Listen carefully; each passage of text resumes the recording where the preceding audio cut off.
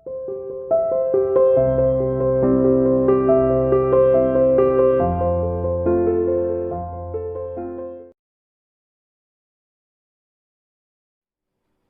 dear student, welcome to CA International School online classes. My dear plus 2 commerce class unit 8 controlling हम discuss कर रहे थे. I hope आपने की भी होगी और अच्छे से आप इसको कर रहे होंगे क्योंकि आप प्लस 2 के स्टूडेंट हैं और आप अवेयर बहुत हैं. मैं मानती हूँ ठीक है प्लस 1 में थोड़ा से बच्चे अभी शायद इतना फोकस नहीं कर रहे होंगे, इतना हार्डवर्क नहीं कर रहे होंगे, ठीक है, लेकिन आप प्लस 2 के स्टूडेंट्स हैं तो हार्डवर्क आपको करना पड़ेगा. स्कूल खुलने का इंतजार मत कीजिए, टाइम हाथों से निकलता जाएगा, एग्जाम की डेट आ जाएगी जिस दिन एग्जाम होंगे, ठीक है. तो प्लीज जो भी कराया जाए तो हैंड टू हैंड कीजिए. कोई भी प्रॉब्लम हो तो आप मुझे मेरे व्हाट्सएप नंबर पर मैसेज कर सकते हैं, जैसे ऑलमोस्ट मोस्टली गर्ल करती भी हैं जहां भी उनको दिक्कत होती है, ठीक है. चलिए तो स्टार्ट करते हैं. कंट्रोलिंग हमने पढ़ लिया है, मीनिंग पढ़ लिया है. आज हम टॉपिक पढ़ेंगे प्लानिंग एंड कंट्रोलिंग में क्या डिफरेंस है, ठीक है. अभी हमने कुछ इससे पहले टॉपिक पढ़ा था इंटरडिपेंडेंस, कैसे प्लानिंग और कंट्रोलिंग एक दूसरे पर निर्भर है. आज हम डिस्कस करेंगे कि प्लानिंग एंड कंट्रोलिंग में क्या अंतर है. सबसे पहले देखिए क्या अंतर है. Planning is looking ahead, planning आगे की ओर देखना है, जबकि controlling is looking back, controlling पीछे की ओर देखना है. कैसे? प्लानिंग आगे की ओर देख रहा है क्योंकि हम योजना आगे के लिए बनाते हैं, फ्यूचर के लिए बनाते हैं, इसलिए प्लानिंग आगे की ओर देखना है. कंट्रोलिंग पीछे, पीछे की क्यों? रिजल्ट आया है तो कॉपी चेक हुई है तो पीछे आप रिजल्ट में क्या करके आए हो, कॉपी में क्या करके आए हो, एग्जाम के टाइम क्या लिख कर आए हो, उसके अकॉर्डिंग ही तो मार्क्स आए. तो पीछे की ओर देखना है कि आपने पीछे किया उसका रिजल्ट ये है, उसका रिजल्ट ये है जो आपने पीछे गलती करी उसके कारण रिजल्ट आपका ये रहा, या पीछे आपने इतनी अच्छा परफॉर्मेंस दी उसका रिजल्ट ये रहा, ठीक है. तो कंट्रोलिंग लुकिंग बैक है और प्लानिंग क्या है? लुकिंग अहेड, आगे की ओर, क्योंकि planning what to do, how to do ये सब हम भविष्य के लिए करते हैं. और कंट्रोलिंग रिजल्ट हम निकालते हैं स्टैंडर्ड को किससे कंपेयर करके, जो हमने एक्चुअली यूनिट बनाई है, ठीक है. स्टैंडर्ड को कंपेयर करते हैं एक्चुअल आप जो बनाकर चले गए हैं, जो काम कर चले गए हैं तो हमें पीछे देखना पड़ेगा कितना काम करके गए हैं, उसमें अंतर देखेंगे. तो यानी कंट्रोलिंग पीछे की ओर देखना है. देखिए Plan are always formulated for future and determine future course of action for the achievement of objective laid down. योजना हमेशा भविष्य के लिए बनाई जाती है और फ्यूचर कोर्स ऑफ एक्शन भविष्य के लिए बनाई जाती है ताकि हमने जो ऑब्जेक्टिव डिटरमाइन किया वो प्राप्त किए जा सके. दूसरे शब्दों में controlling is looking back, controlling पीछे की ओर देखना है क्योंकि under it is manager try to find out after work is completed. इसके अंतर्गत मैनेजर क्या करता है, वर्क कंप्लीट होने के बाद देखता है whether it has been done according to standard, क्योंकि कंट्रोलिंग में क्या करता है मैनेजर, वर्क डन होने के बाद देखता है. वर्क डन होने के बाद कौन देखता है? मैनेजर देखता है. क्या मैनेजर देखना है कि एक्चुअल वर्क किसके अकॉर्डिंग हुआ है, स्टैंडर्ड वर्क के अकॉर्डिंग हुआ है या नहीं. तब वो पीछे की ओर देख रहा है क्या काम कर आए हो, ठीक है. दस इज क्लियर दैट, इस प्रकार क्लियर है प्लानिंग कहाँ की ओर देखना है, आगे की ओर, और कंट्रोलिंग कहाँ की ओर देखना है, पीछे की ओर. फिर देखिए इंपॉर्टेंट है, प्लान हमेशा भविष्य के लिए बनाए जाते हैं. प्लान हमेशा कहाँ के लिए बनाए जाते हैं? फ्यूचर के लिए, ताकि क्या प्राप्त हो सके, ऑब्जेक्टिव, ठीक है. फिर ये हो गया आगे की ओर देखना. कंट्रोलिंग पीछे की ओर देखना क्यों? क्योंकि कंट्रोलिंग के अंतर्गत जो भी कार्य किया जाता है ऑब्जेक्टिव को प्राप्त करने के लिए मैनेजर उस कार्य को देखता है, फिर एक्चुअल रिजल्ट को स्टैंडर्ड से क्या करता है, कंपेयर करता है. जो एक्चुअल यानी आप करके जा चुके हो उसको स्टैंडर्ड से क्या करता है, कंपेयर. तो इसमें कंट्रोलिंग क्या है, लुकिंग बैक. आगे the difference between planning and control can be stated in reverse position. इसको रिवर्स पोजीशन में भी हम एक्सप्लेन कर सकते हैं. किस प्रकार रिवर्स पोजीशन में हम एक्सप्लेन करेंगे, देखिए. पहले तो बहुत इजी था. दूसरा,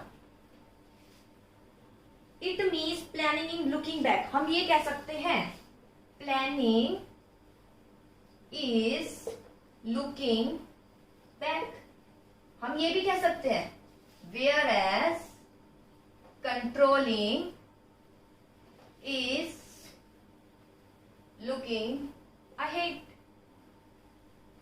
हम इसको इस तरीके से भी कह सकते हैं डिफरेंस. पहला डिफरेंस तो बहुत सिंपल था, प्लानिंग आगे की ओर के लिए की जाती है इसलिए आगे की ओर देखना है. कंट्रोलिंग जो हम कम कर चुके हैं उसमें डिफरेंस देखना है तो कंट्रोलिंग. इसको हम रिवर्स पोजीशन में भी कह सकते हैं कि planning is looking back, planning पीछे की ओर देखना है और कंट्रोलिंग आगे की ओर देखना है। यहाँ कंफ्यूजन क्रिएट होगी बच्चे आपके माइंड में कि ये कैसे कह रहे हैं मैडम की प्लानिंग पीछे की ओर कैसे देखना। आप दिमाग लगाइए, प्लानिंग पीछे की ओर क्यों देखना है, योजना क्यों बनाई जाती है। आपने आज रिजल्ट में अच्छा परफॉर्मेंस नहीं दिया, ठीक है, चाहे हाफ ईयरली एग्जाम हो उसमें आपने अच्छा परफॉर्मेंस नहीं दिया। अब आपको आगे के लिए अगर आपको अच्छा परफॉर्मेंस आगे करना है या हमें भी आपसे जो और मेहनत करवानी है तो आगे हम क्या करेंगे, प्लानिंग। आगे हम क्या करेंगे, प्लानिंग। प्लानिंग किसको देखकर कर रहे हो आप, प्लानिंग किसको देखकर कर रहे हो, अपने रिजल्ट को देखकर। मान लीजिए आपका रिजल्ट इतना अच्छा नहीं आया जितना मैं सोच रही थी हाफ ईयरली एग्जाम में, ठीक है, तो लेकिन फाइनल एग्जाम में तो आपको अच्छा करना ही है। तो मैं आगे के लिए आपके लिए योजना बनाऊंगी ताकि मैं आपको योजना दे भी सकूं, इसके अकॉर्डिंग आप स्टडी करो और मैं भी आपकी उसमें हेल्प कर सकूं। लेकिन मैंने वो योजना किसके अकॉर्डिंग बनाई, पीछे आपकी परफॉर्मेंस देखी हाफ ईयरली में कि आपकी परफॉर्मेंस इतनी बेहतर नहीं थी, कुछ आपसे रीजन भी पूछे होंगे, उस रीजन को देखकर मैं कुछ योजना बना रही हूँ आगे के लिए, ठीक है। योजना मैंने कैसे बनाई है, पीछे देखकर और फिर आगे के लिए योजना बनाई है। फिर सुनिए, मैंने पीछे देखा है कुछ कमी है, उस कमी को दूर करने के लिए मैं फिर योजना बना रही हूँ। यानी प्लानिंग पहले पीछे देख तो लीजिए क्या गलती थी, उस गलती को देखकर ही आगे क्या बनाई जाती है योजना। जैसे कोई संस्था है उसको लॉस हुआ इस साल, तो वो देखेगी कि लॉस क्यों हुआ है, पीछे कुछ लॉस हुआ है, उस लॉस को देखेगी फिर आगे के लिए योजना बनाएगी। यानी हम कह सकते हैं प्लानिंग जहां आगे की ओर देखना है, जहां आगे की ओर है, ठीक है, वहीं पीछे की ओर इसलिए है क्योंकि पीछे हमने कुछ गलतियां की है, ठीक है, तो पहले उसको देखना है फिर उससे रिलेटेड योजना बनानी। इसलिए प्लानिंग पीछे की ओर देखना है क्योंकि योजना हमेशा पीछे कुछ गलतियां उसको देखकर और फिर आगे के लिए बनाई जाती है, ठीक है। जैसे मान लीजिए आपको कहीं जाना था अर्जेंटली, आपने कोई गलत रास्ता चूज कर लिया, ठीक है, अर्जेंटली जाना था, आप अर्जेंटली वहां नहीं पहुंच पाए, आगे आप क्या करोगे, नेक्स्ट टाइम जब भी आपको जल्दी होगी तो आप वो उस रास्ते पर कभी नहीं जाओगे। क्यों, अब आगे के लिए आपने योजना बना ली कि मैं इस रास्ते से कभी नहीं जाऊंगा क्योंकि ये रास्ता थोड़ा ठीक नहीं है और देर में जो है मैं अपने स्थान पर पहुंचता हूँ इस वे से, तो आप क्या करेंगे, उस पर कभी नहीं जाएंगे।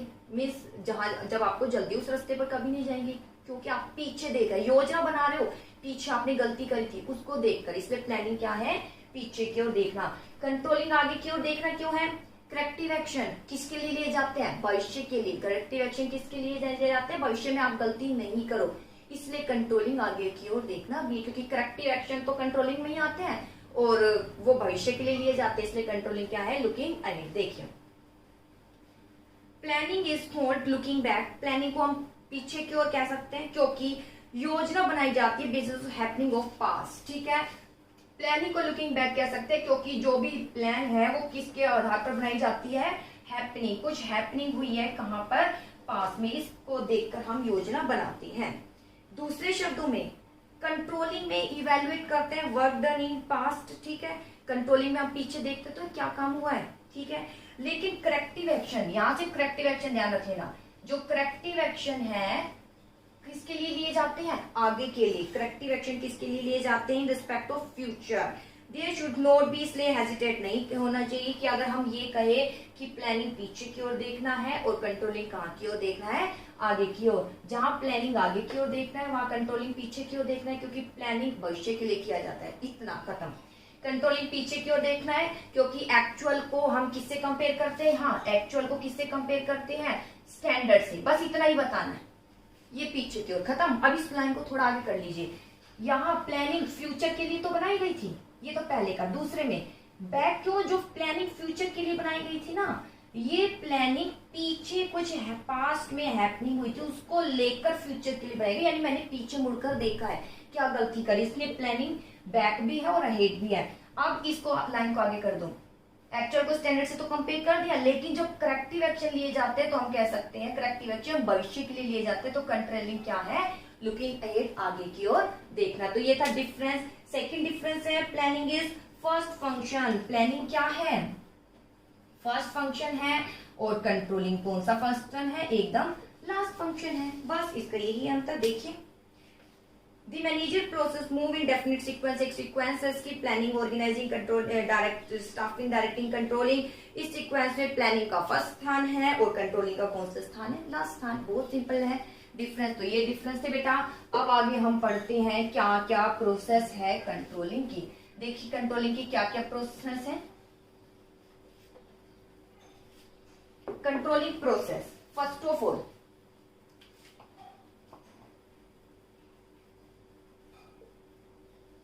क्या क्या प्रोसेस है कंट्रोलिंग में। सबसे पहले सेटिंग स्टैंडर्ड। क्या करते हैं, setting performance standard, setting performance standard, ठीक है,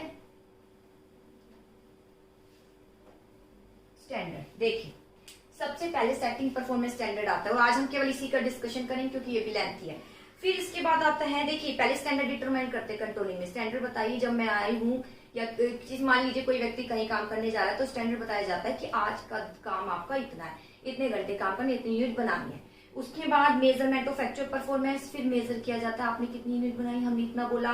इसके बाद कंपेयर, फिर वो बोलेगा जी मैंने 8 यूनिट बनाई, फिर कंपेयर करेंगे जी मैंने तो आपको 10 बोला, आपने 8 बनाई, अंतर आया। अंतर के बाद एनालाइज डेविएशन, अंतर का डेविएशन देखेंगे, अंतर क्यों आया। उसके बाद लास्ट क्या लेंगे, करेक्टिव एक्शन। तो ये है प्रोसेस, सभी का हम डिस्कशन करेंगे, लेकिन आज डिस्कस करेंगे सेटिंग परफॉर्मेंस स्टैंडर्ड। देखिए क्या है setting performance standard. First of all setting performance standard में देखिए क्या क्या गिवन है। It refer to setting the criteria against which actual performance will be measure. Setting performance standard का अभिप्राय क्या है, वो क्राइटेरिया है। सेटिंग परफॉर्मेंस स्टैंडर्ड मींस वो क्राइटेरिया है जिसके अंतर्गत रहकर आपको क्या करना है, काम करना है, जिसके अंतर्गत रहकर आपको क्या करना है, परफॉर्म में काम करना है और आपकी परफॉर्मेंस क्या की जाती है, मेजर की जाती है। परफॉर्मेंस क्या की जाती है, मेजर। ये वो क्राइटेरिया, ध्यान दीजिए, स्टैंडर्ड एक क्राइटेरिया क्षेत्र है जिसके आधार पर आपकी परफॉर्मेंस की क्या की जाएगी, मेजरमेंट की जाएगी। आगे standard can be set in both. ये स्टैंडर्ड जो है क्या हो सकता है, क्वालिटेटिव भी हो सकता है और क्या हो सकता है, क्वांटिटेटिव भी हो सकता है। यानी क्वालिटी का भी हो सकता है, क्वांटिटेटिव भी हो सकता है। देखिए ठीक है, standard can be set in both qualitative quantitative term, should be flexible enough to modify whenever require.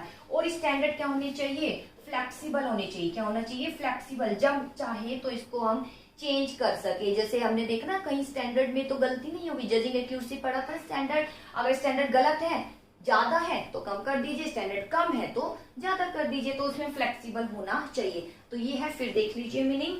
Standard क्या है, यह वह क्राइटेरिया होता है जिसके आधार पर जो आपने परफॉर्मेंस की उसकी क्या की जाती है, मेजरमेंट। यह वह क्राइटेरिया जिसके आधार पर आपके परफॉर्मेंस की मेजरमेंट की जाती है।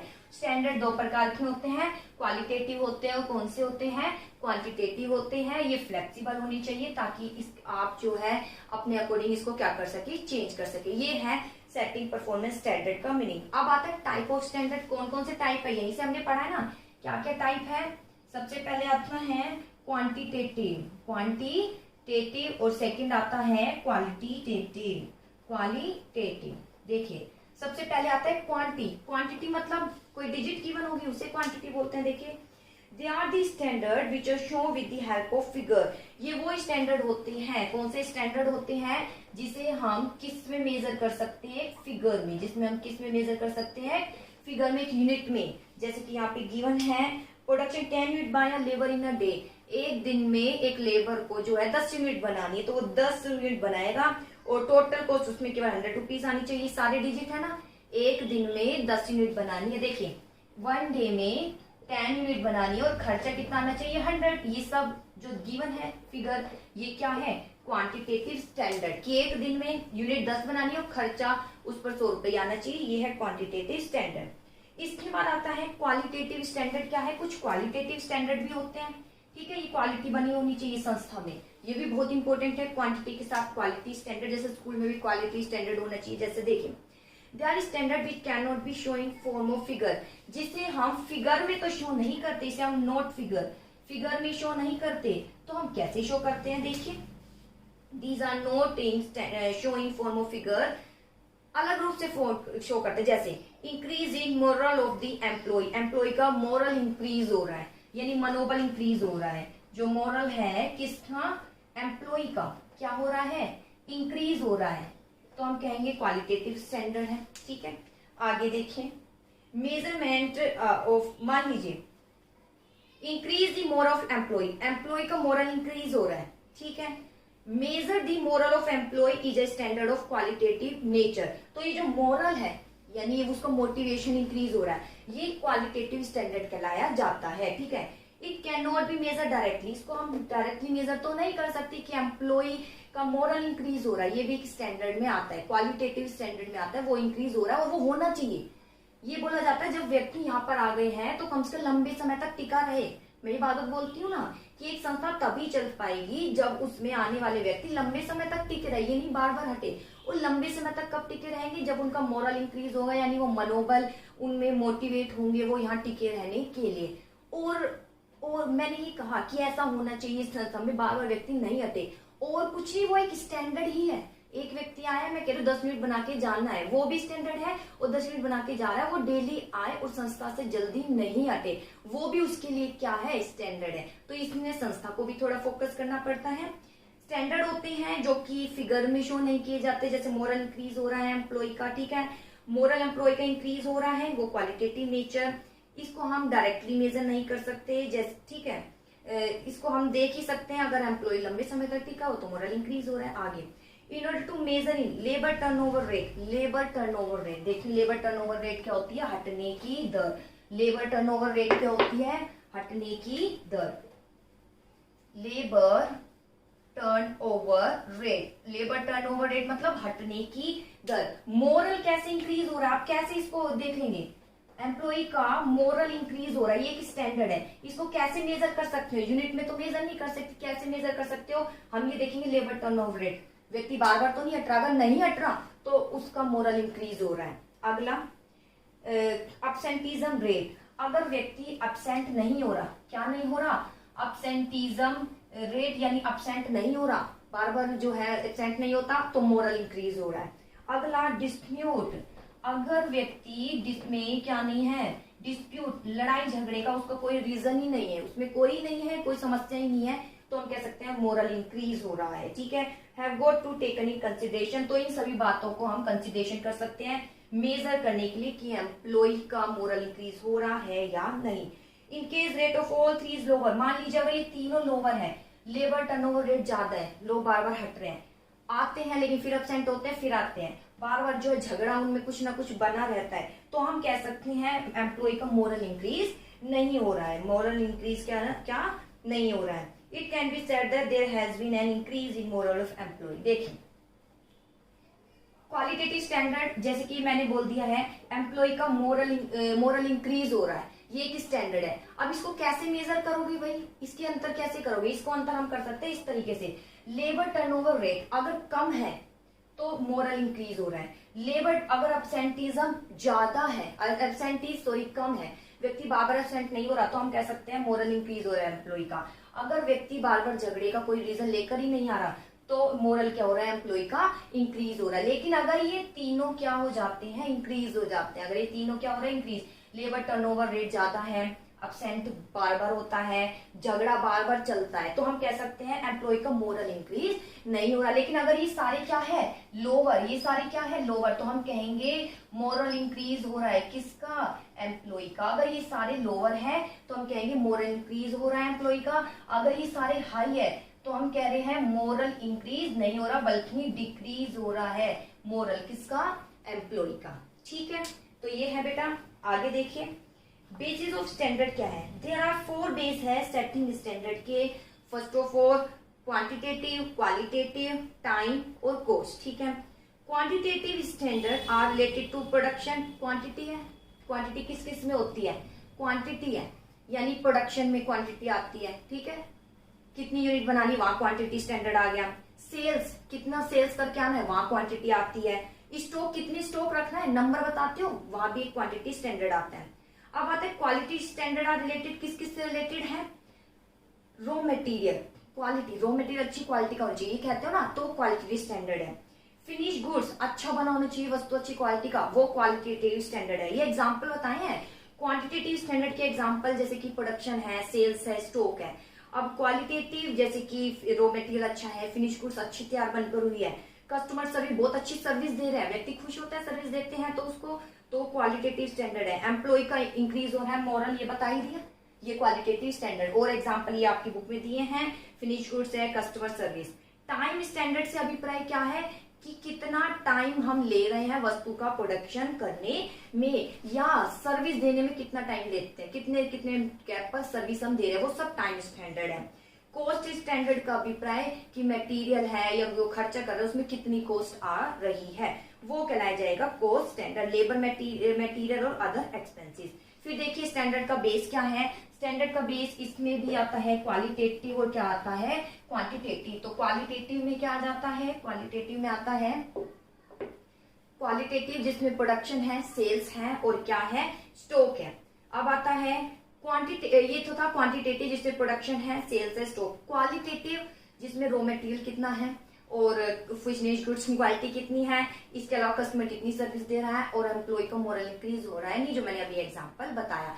टाइम स्टैंडर्ड में क्या आएगा, टाइम स्टैंडर्ड भी होता है। टाइम स्टैंडर्ड कितना प्रोडक्शन बनने में टाइम आपको लेना है, वो कहलाया जाता है टाइम स्टैंडर्ड। इसके बाद आता है कॉस्ट स्टैंडर्ड। कॉस्ट स्टैंडर्ड क्या आएगा कि लेबर की कॉस्ट कितनी आई है और एक्सपेंसेस कितने आए हैं, वो कहलाई जाती है लेबर कॉस्ट।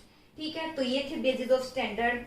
अब इसके बाद आते हैं, एक बॉक्स गिवन है, ये मैं बताती हूँ, उससे पहले हम ये पढ़ लेते हैं। Factor to be consider while deciding standard. किन किन फैक्टर को ध्यान में रखना चाहिए जब हम स्टैंडर्ड को क्या करते हैं, डिसाइड करते हैं। देखिए किन किन फैक्टर को ध्यान में रखना चाहिए जब स्टैंडर्ड को डिसाइड करते हैं। First of all, standard should be reasonable. Standard कैसे होना चाहिए, रीजनेबल होना चाहिए। ना तो स्टैंडर्ड जरूरत से ज्यादा हो, ना ही जरूरत से कम। इन बातों का ध्यान रखना चाहिए। क्वेश्चन है स्टैंडर्ड निर्धारित करते समय किन किन बातों का ध्यान रखना चाहिए। स्टैंडर्ड रीजनेबल होना चाहिए, ना तो जरूरत से ज्यादा हो, ना ही जरूरत से कम। जरूरत से ज्यादा होगा स्टैंडर्ड तो व्यक्ति बहुत ही वहां पर फ्रस्ट्रेट फील करेंगे, वहां पर काम करना पसंद नहीं करेंगे और अगर निराश हो जाएंगे। अगर जरूरत से कम होगा तो वो लेजी हो जाएंगे, ये इसका रिजल्ट आएगा। अगला, स्टैंडर्ड मेजरेबल होना चाहिए। क्या होना चाहिए, मेजरेबल होना चाहिए, यानी हम इसको मेजर कर सके। ठीक है, मेजर कर सके, जैसे कि लेबर कॉस्ट मेजर कर सकते हैं, मॉरल इंक्रीज मेजर कर सकते हैं, ऐसा होना चाहिए जिसको हम अंतर कर सके। स्टैंडर्ड क्या होना चाहिए, फ्लेक्सिबल होना चाहिए।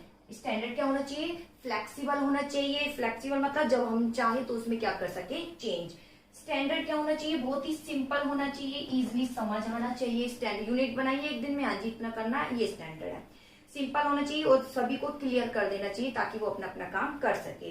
डेविएशन टॉलरेंस, लास्ट आती है डेविएशन टॉलरेंस लिमिट।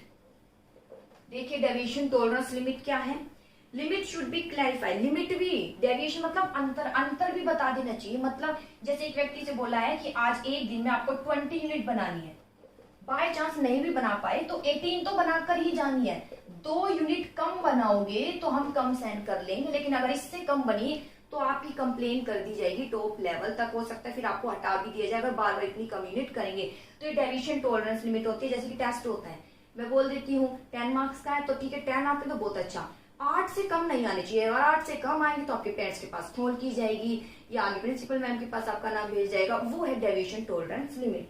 शुड भी क्लैरिफाई होना चाहिए, जैसे कि मान लीजिए there is no cause of worry, कोई हमें जो है चिंता नहीं करनी। अगर 2000 यूनिट बनानी थी और उसमें से 1950 यूनिट बनाते हैं, कोई बात नहीं, 50 यूनिट अगर कम बनती है सहन कर लेंगे, कोई चिंता की बात नहीं। अगर इससे ज्यादा बनेगी तो टॉप लेवल तक इसकी सूचना दी जाएगी। तो ये है स्टैंडर्ड, किन किन बातों का ध्यान रखना चाहिए जब डिसाइड करते हैं स्टैंडर्ड। सबसे पहले रीजनेबल होना चाहिए कि ना तो जरूरत से ज्यादा ना ही जरूरत से कम। मेजरेबल, आसानी से मेजर कर सके जैसे मेजर कर रहे हैं। फ्लेक्सिबल, जब मन चाहा अगर हमें लगा तो चेंज कर सके। सिंपल हो, सबको समझ आए। डेविएशन टॉलरेंस लिमिट वहां पर निश्चित कर देनी चाहिए कि भाई कमी है तो इतनी साइन करेंगे, इससे ज्यादा कमी साइन नहीं करेंगे। अब इससे पहले एक टेबल रह गई है, वो मैं जल्दी ही बता देती हूँ। देखिए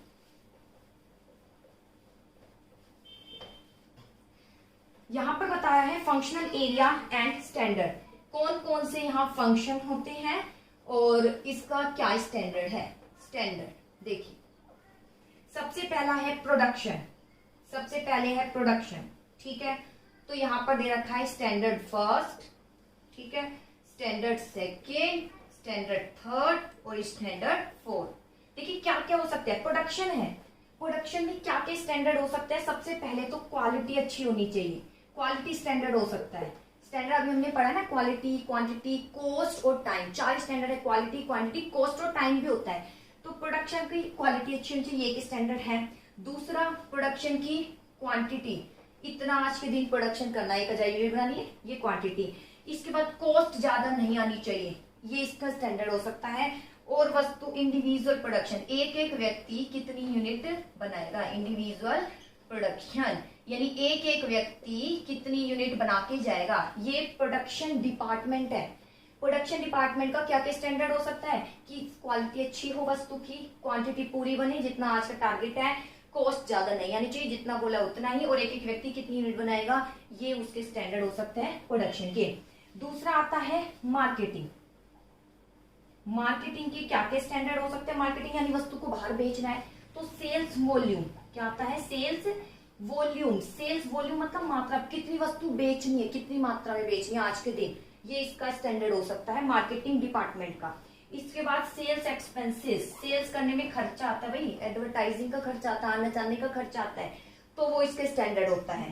तीसरा है target of sales person, target of sales person यानी एक एक व्यक्ति को कितनी सेल्स करनी है, ये मार्केटिंग डिपार्टमेंट का स्टैंडर्ड होता है। देखिए प्रोडक्शन डिपार्टमेंट का स्टैंडर्ड था कितनी क्वालिटी, कितनी क्वांटिटी में कितना खर्चा चाहिए, एक एक व्यक्ति को कितना देना है।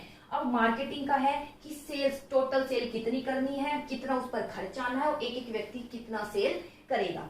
इसके बाद आता है personal management. Personal management, personal management मतलब जहां पर व्यक्ति जिसके थ्रू लगाया जाता है उसे बोलते हैं पर्सनल मैनेजमेंट। एक एक व्यक्ति का क्या स्टैंडर्ड हो सकता है, लेबर रिलेशन। पर्सनल मैनेजमेंट ये एक क्या होता है बेटा, डिपार्टमेंट होता है, पर्सनल डिपार्टमेंट, जहां व्यक्ति, जिसका कार्य व्यक्ति को लगाना होता है, ठीक है, और भी इसके बारे में बाद में बताऊंगी।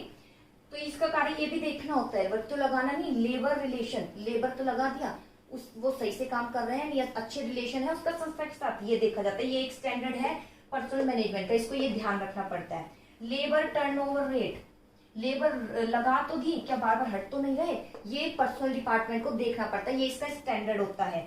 अब्सेंटीज्म रेट, क्या व्यक्ति बार बार एब्सेंट तो नहीं हो रहा, ये पर्सनल मैनेज डिपार्टमेंट को देखना होता है, ठीक है, कितना एब्सेंट हुआ। जैसे कि हम एब्सेंट होते हैं, हमारे रजिस्टर में एंट्री होती है, कौन बताता है, मुकेश सर बताते हैं इतने दिन एब्सेंट थे, तो उनका ये स्टैंडर्ड देखना कि ये कितने एब्सेंट हो रहे हैं। इसके बाद डिस्प्यूट रेट, बार बार डिस्प्यूट तो नहीं कर रहे, बार बार झगड़े तो नहीं कर रही है पर्सन, रिलेशन अच्छे है लेबर के संस्था के साथ, बार बार हटता तो नहीं है, बार बार एब्सेंट तो नहीं होता, बार बार कोई झगड़े का कारण तो नहीं लेके आता, ये सब कौन ध्यान रखता है, पर्सनल मैनेजर यानी पर्सनल डिपार्टमेंट का ये स्टैंडर्ड है। लास्ट है finance and accounting. Finance and accounting, finance and accounting क्या कहती है, देखिए फाइनेंस खर्चा है, कैपिटल एक्सपेंडिचर यानी कितना खर्चा, टोटल खर्चा कैपिटल पर कितना है, ये इसका स्टैंडर्ड है, ठीक है, यानी 20 करोड़ से ज्यादा नहीं होना चाहिए, ये स्टैंडर्ड है, इससे ज्यादा नहीं होगा। Flow of capital, flow of capital मतलब इनफ्लो और आउटफ्लो, कितना खर्चा करते हैं और कितना हमें रिटर्न आता है, ये इसका स्टैंडर्ड रहता है, इसको ध्यान में रखना पड़ता है स्टैंडर्ड को। इसके बाद आता है लिक्विडिटी। लिक्विडिटी यानी संस्था में तरलता, तरलता यानी मनी, मनी बनी रहनी चाहिए। ये फाइनेंस एंड अकाउंटिंग डिपार्टमेंट का क्या होता है, कर्तव्य होता है कि स्टैंडर्ड को ध्यान में रखिए, इतनी तो मनी हो। जैसे मुकेश सर बार बार तिवारी सर को बताते रहते हैं, इतनी फीस आई है, इतना खर्चा है जी, इतना बचा हुआ है, इतना और बचा के हमें रखना है, तो ये इसका स्टैंडर्ड है। फिर देख लीजिए प्रोडक्शन का क्या स्टैंडर्ड है, क्वालिटी, क्वांटिटी, कॉस्ट, एक एक व्यक्ति कितना बनाकर जाए, ये प्रोडक्शन डिपार्टमेंट का स्टैंडर्ड है। अब आता है मार्केटिंग डिपार्टमेंट की क्या क्या स्टैंडर्ड है, मार्केटिंग तो बेच कर आएगा, कितनी वस्तु बेचनी है, बेचते समय कितना खर्चा, और एक एक व्यक्ति कितनी बेच कर आएगा, ये भी इस डिपार्टमेंट का स्टैंडर्ड। पर्सनल मैनेजमेंट यानी जो डिपार्टमेंट व्यक्ति को लगाता है तो उसका क्या क्या स्टैंडर्ड है, मतलब क्या क्या उसको ध्यान में रखना होता है। लेबर का लगाया है, रिलेशन अच्छे हैं, क्या हटता तो नहीं है, क्या बार बार एब्सेंट तो नहीं होता, क्या डिस्प्यूट तो नहीं होता, ये पर्सनल मैनेजमेंट। इसके बाद आता है फाइनेंस, जो कि फाइनेंस का अरेंज करते हैं, तो कैपिटल एक्सपेंडिचर, कितना फिक्स एसेट पर खर्चा हो रहा है, ठीक है, ये। फिर फ्लो ऑफ कैपिटल, कितना खर्चा कर रहे हैं, कितना हमें मिल रहा है, और मिल रहा है तो उसमें से कितनी लिक्विडिटी, बचा हुआ है पैसा भविष्य के लिए, ये सब स्टैंडर्ड होता है फाइनेंस एंड अकाउंटिंग का। एक यूनिट में चाहे कैसे भी ये सब डिटरमाइंड होते हैं। बस ये इतने था, ऐसा कुछ खास नहीं है, घबराने वाली बात नहीं है, पढ़ लेना, नहीं समझ आए तो मैं फिर बता दूंगी। ओके, आप मुझे व्हाट्सअप कर सकते हैं। ओके बेटा।